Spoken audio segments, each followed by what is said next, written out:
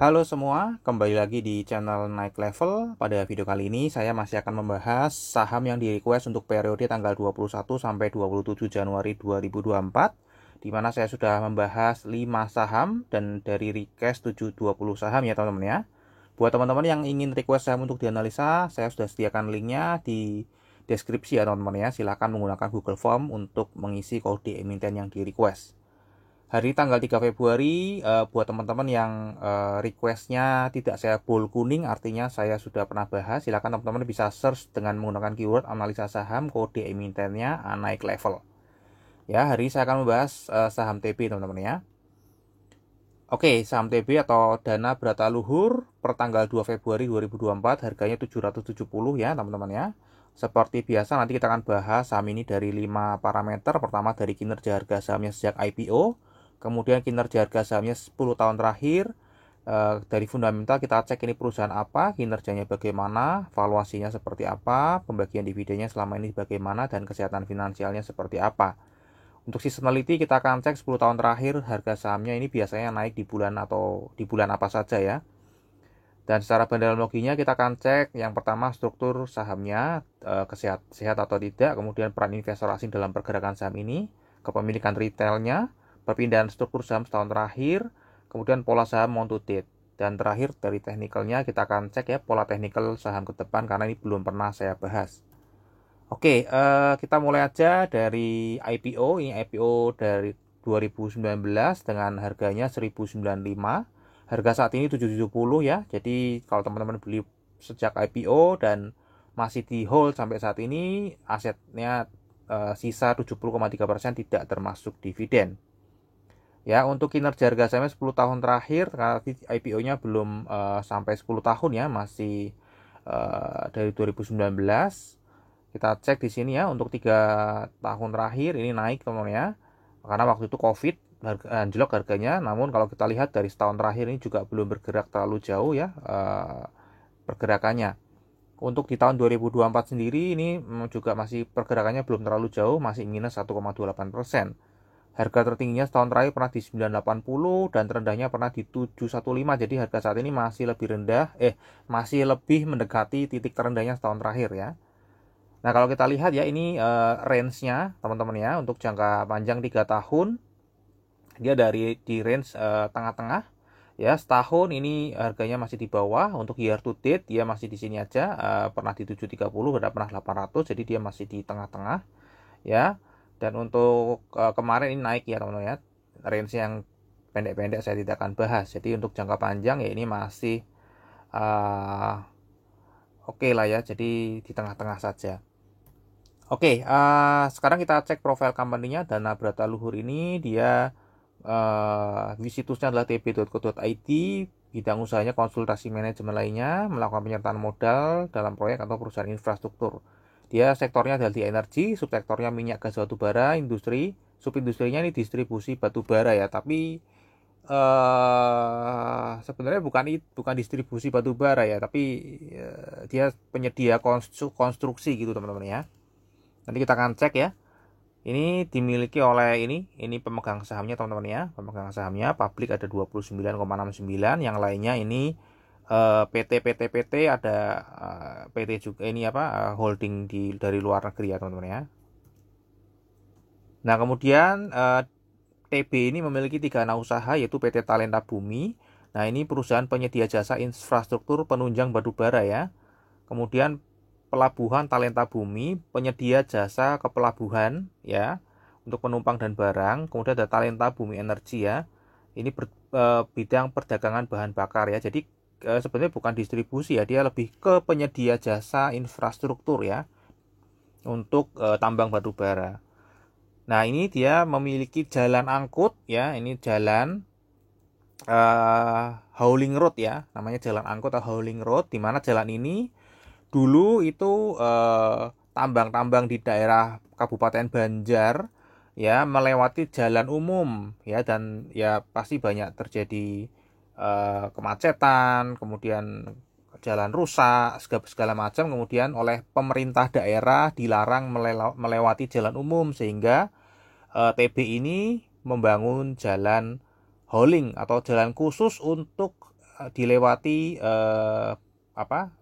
pengangkut batu bara, teman-teman ya. Jadi ini jalannya khusus hanya untuk pengangkut batu bara ya. Jadi hauling itu jalannya lebih tebal daripada jalan-jalan umum biasa. Ya, kemudian dia juga memiliki pelabuhan khusus batu bara ya, di tepi Sungai Barito. Jadi dia tuh punya jalannya, di sana ada 50 konsesi batu bara ya. Nah, di sana ada sekitar wilayah tersebut ada 50 konsesi batu bara ya. Nggak boleh lewat jalan umum, pasti akan lewat jalan ini ya. Kemudian ini menujunya ke pelabuhannya juga ya, teman-teman ya. Kira-kira seperti itu. Kemudian ini kalau kita cek dari catatan kaki, saya mencari-cari belum ketemu laporan keuangan yang ada catatan kakinya yang kuartal 3. Jadi saya ambil yang kuartal 2 ya. Ininya kita hanya ingin tahu ini dapat uangnya dari mana tadi ya. Ada fasilitas jalan, ini kecil sekali ternyata ya. Jadi penyediaan infrastruktur jalan itu ternyata kecil. Kemudian jasa angkutan, karena ini juga memiliki alat angkut untuk disewa-sewakan. Kemudian, nah yang paling besar malah pelabuhannya ya. Jadi dari pelabuhannya ini 280 miliar, teman-teman ya. Nah, kalau kita misal cek di sini ada pihak tertentu yang tinggi di atas 10%, yaitu PT Aero Mandiri, Banjarbumi Persada, dan CV Cinta Puri Pratama. Ya. Oke, jadi kira-kira itu perusahaannya. Semoga sudah bisa memahami ya. Kemudian kita cek kinerjanya, teman-teman ya. Dari kinerjanya kalau kita lihat ini naik terus, teman-teman ya. Naik tahun 2022, memang waktu itu kan batubara lagi booming ya. Jadi mungkin loadnya sangat tinggi di pelabuhan ya. Kemudian laba kotornya juga naik, laba usahanya juga naik, laba bersihnya juga naik. Jadi impact dari kenaikan batubara itu tidak langsung ya ke terhadap perusahaan ini ya, karena dia nggak jualan, namun hanya penyedia jasa jalan dan pelabuhannya. Kalau permintaan batu bara meningkat, otomatis ya pelabuhannya juga akan meningkat aktivitasnya. Nah, kalau kita lihat di sini, teman-teman ya, sejak tahun 2018 ini sebenarnya kalau kita lihat naik ya, dan di annualize 2023 ini turun lagi karena memang ya pastinya turun ya, teman-teman ya, untuk demand-nya, aktivitasnya, karena harga batu bara juga sudah tidak setinggi tahun 2022 ya. Namun ini masih lebih tinggi daripada 2021, teman-teman ya. Kemudian kalau kita cek dari struktur pendapatannya ini sebelum IPO ya, ini sejak IPO ya, ini sebenarnya oke ya. Laba kotornya tinggi, teman-teman, 53%, laba usahanya juga 46%, dan laba bersihnya cukup tinggi 37% ya. Jadi ini bisa tinggi kenapa? Karena dia satu-satunya perusahaan yang memiliki jalan dengan rute terdekat di area tersebut. Ya, jadi mau nggak mau, suka nggak suka, pasti perusahaan tambang di situ menggunakan fasilitas atau jasa dari TB ini, teman-teman ya. Karena kalau pakai jasa yang lain, pastinya jalannya lebih panjang dan memutar. Ya, sehingga ya dia memiliki daya tawar atau bargaining powernya lebih tinggi, sehingga bisa memberikan laba bersih yang cukup tebal ya, 37%, teman-teman ya.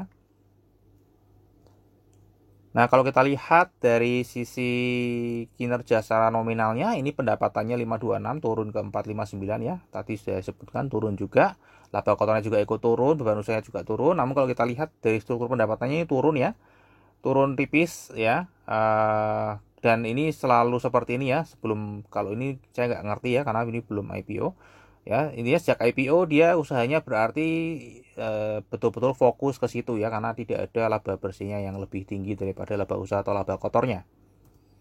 Ya, kemudian kalau kita cek valuasinya untuk PBV, ini adalah PBV terendah sejak IPO, teman-teman ya. PBV terendah sejak IPO, di mana rata-ratanya adalah 1,48 dan saat ini ada di 0,93. Kemudian untuk PER sendiri ini susah karena 2020 rugi ya, teman-teman ya. 2020 rugi sehingga average-nya menjadi minus 56,1, dan hari ini PI-nya ya 4,3 ya. Cukup rendah ya, kalau 4,3 cukup rendah. Kemudian untuk earning yield ya, earning yield-nya ini terbilang murah karena 23,2%. Kenapa? Karena tadi ya dia laba kotornya laba bersihnya juga cukup tebal, 30%-an. Ya, kita belinya di PBV di bawah 1. Ya, sehingga ini dulu sempat 2022 justru malah earning yield-nya 29,9%. ya, di mana labanya naik tinggi, kemungkinan harga sahamnya naiknya tidak setinggi dari kenaikan labanya. Ya, jadi ini masih terbilang murah dan harga wajarnya ada di berapa? Di earning yield 10 sampai 15% dengan book value 827. Harga wajarnya ada di PBV 1,44 sampai 2,16, atau dengan kata lain kalau kita konversi ke harga itu ada di 1189 sampai 1783. Jadi harga saat ini itu lebih murah atau terdiskon 35 sampai 57% dari harga wajarnya. Nah, untuk dividen sendiri ini cukup oke karena sejak IPO ini rutin membagikan dividen, teman-teman ya. Ini rutin membagikan dividen dan imbal hasilnya cukup lumayan, teman-teman ya, lumayan besar ya. Untuk estimasinya di tahun 2024 ini dia akan membagikan ini kalau boleh saya ini mungkin salah ya, ini tidak 30 ya, mestinya ini sudah 55 teman-teman ya, mestinya sudah 55 ya. Jadi saya prediksi dia mungkin akan membagikan 45% misalnya ya, 45% lagi itu 80 ya, 80 untuk tahun buku 2023 dikurangi yang sudah dibagikan 55, jadi sisa 35 lah ya, sisa 25 ya, dibagi 770 3,2%. Nah, untuk 2024 nanti profitnya ini susah diprediksi ya, belum ada datanya, jadi saya memprediksi yang 2023 dulu aja. Nah, untuk kesehatan finansialnya ini oke, teman-teman ya. Kalau kita lihat quick ratio-nya tinggi sekali ya, current ratio juga tinggi sekali, jadi cash-nya kuat ya, strong sekali. Kalau kita lihat debt to equity ratio-nya ya, dari IPO ini turun terus, jadi perusahaannya membaik ya, padahal sebelum IPO juga utangnya nggak terlalu tinggi ya, nggak sampai 1 kali ekuitas. Dan ini tambah lama tambah turun ya, jadi ini bagus, kasnya tambah tebel, hutangnya tambah turun, teman-teman ya. Kemudian kalau kita cek dari seasonality, ini karena baru IPO 2019, belum ada potensi ya, jadi ini terdiversifikasi naiknya, tidak terfokus di satu bulan tertentu, teman-teman ya.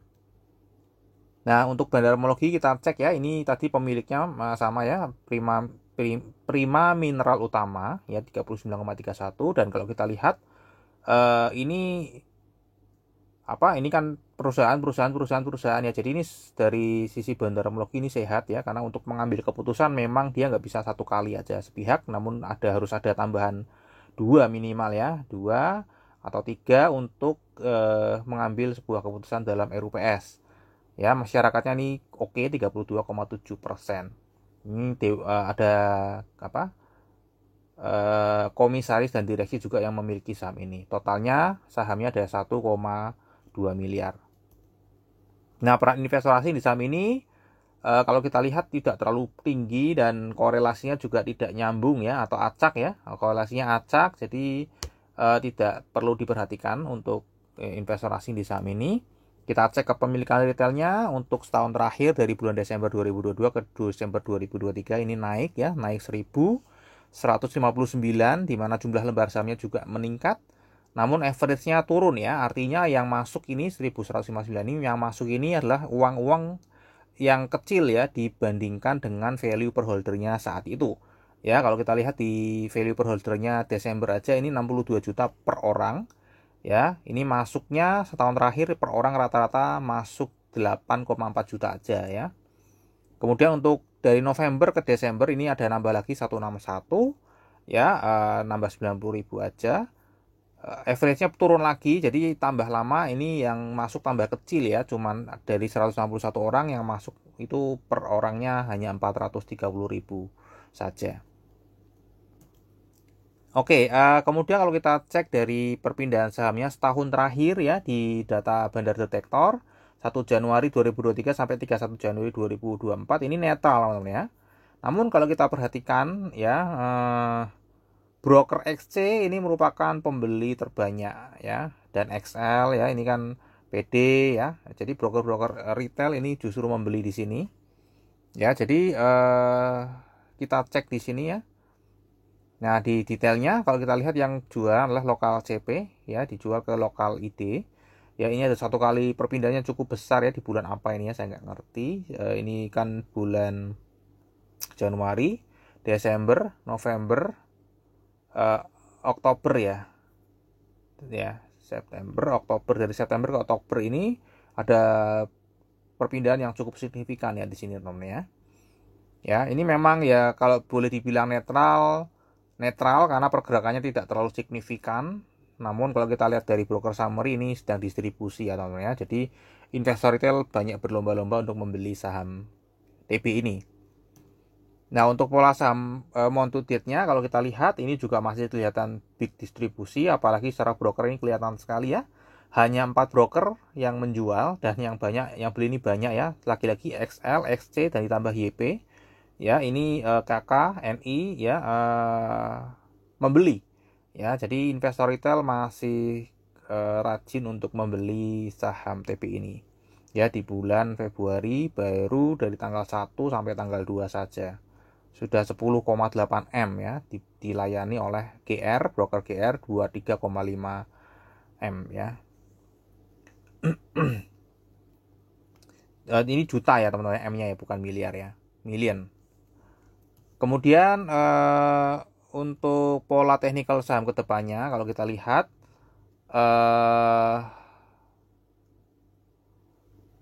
pergerakannya ini sideways aja teman-teman, jadi ranging aja, ranging nggak kemana-mana, dia ranging di 720 sampai 920, sesekali dia tembus breakout sampai 980, namun ini hanya ekor aja, dan ini juga mirip ekor meskipun beda hari ya. Jadi rangingnya di 720 sampai 920 ya. Per hari ini 126,2 juta ya untuk likuiditasnya. Kira-kira arah harga sahamnya akan kemana ke depan kalau kita lihat ya. Karena ini perusahaan ya memang memiliki memiliki daya tawar yang cukup tinggi karena dia satu-satunya pemilik jalan khusus batubara dan pelabuhan di Kabupaten Banjar. Ya, mestinya tidak akan ada masalah ya kedepannya ya, kecuali ada perubahan peraturan daerah ya. Namun rasanya sih tidak mungkin ya. Cuman untuk dapat naik lagi saya rasa juga sulit, kecuali dia mengembangkan tadi ya tidak hanya pelabuhannya atau jalannya untuk batu bara, namun untuk sektor-sektor lain misalnya sawit atau tambang-tambang lain yang ada di area situ ya. Namun selama dia masih batu bara mungkin ya kinerjanya akan cenderung stagnan di situ-situ aja ya. Jadi kemungkinan harganya juga akan di sini-sini aja ya. Menurut saya dia hanya akan ranging aja. Ya, mungkin bisa naik ke 870, turun lagi, naik lagi ya. Mungkin akan berputar-putar di area sini saja teman-teman ya. Mungkin berputar-putar di area sini saja. Ya, kecuali ada perubahan bisnis yang signifikan ya. Ada corporate action yang signifikan. Kalau nggak ada ya memang bisnisnya akan jalan terus seperti ini. Memang bagus ya. Cuman untuk perkembangan kedepannya belum terlihat gitu ya. Oke, sekarang kita akan masuk ke kesimpulannya. Untuk kinerja jangka panjangnya naik ya, kinerja jangka pendeknya turun, valuasi murah, rutin bagi dividen, forecastnya 3,2%. Untuk seasonality berpotensi naik di atas 60% tidak ada. Untuk bandarmologi Januari ke Januari sedang distribusi, meskipun ini likuiditasnya tidak terlalu besar ya, 1 sampai 2 Februari juga masih dilanjutkan distribusi. Sebenarnya distribusinya lebih ke arah retail yang banyak membeli teman-teman ya. Jadi retail yang banyak membeli, bukan bandar yang jualan, itu bukan ya. Retail yang banyak membeli, mau nggak mau kan bandar harus memberikan barangnya, kira-kira seperti itu ya. Untuk technical ini ranging aja di 720 sampai 920 ya. Dan terakhir teman-teman ya, disclaimer, jadi analisa yang saya bagikan di YouTube ini adalah analisa saya pribadi yang tentu saja juga bisa salah. Ini bukan ajakan jual atau beli saham TP ya. Silakan teman-teman tetap wajib melakukan analisa sendiri jika ingin menjual atau membeli saham TP. Jadikan video saya ini hanya sebagai second opinion, karena sekali lagi saya juga bisa salah teman-teman ya. Teman-teman bisa dapatkan informasi yang mungkin berbeda dari saya dari pihak lain, itu bisa ya. Sampai di sini dulu aja analisa video saham TP. Semoga bisa bermanfaat dan kita akan ketemu lagi di video yang berikutnya.